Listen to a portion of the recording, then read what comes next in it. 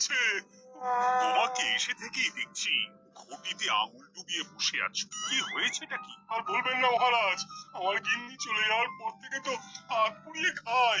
আজকে সত্যি সত্যি রান্না করতে গিয়ে হাত পুড়ে গেছে, তাই তো? হ্যাঁ মহারাজ, আপনি একদম ঠিক ধরেছেন। বেশ, বুঝলাম, কিন্তু এখনো গোপাল এলো না। মহারাজ, আপনার জন্য একটা পত্র এসেছে। কই কই দেখি।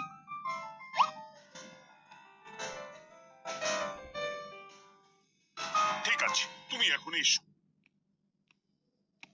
কিসের পত্র মহারাজ? দাঁড়াও, আগে গোপাল আসুক, তারপর বলছি।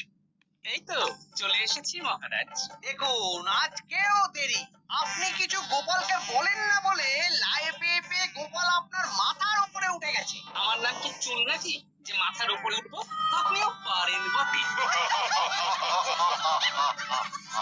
আমার নিজেরটাকেই চুল নেই। বাতাও, শোনো, আমি একটা নিমন্ত্রণ পত্র পেয়েছি। পাহাড়পুর রাজ্যের জমিদার বল্লভ নারায়ণ আমাকে নিমন্ত্রণ করেছেন। এ তো বেশ সুসংবাদ মহারাজ।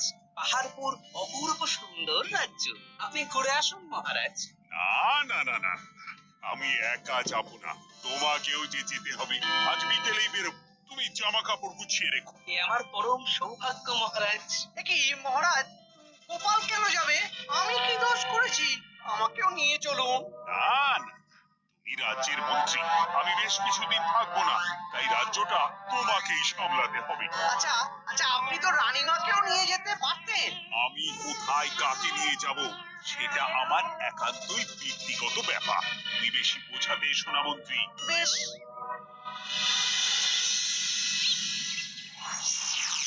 গোপাল গোপাল আর গোপাল, এই গোপালের জন্যে আমাদের কপালটাই মন্দ থেকে গেল।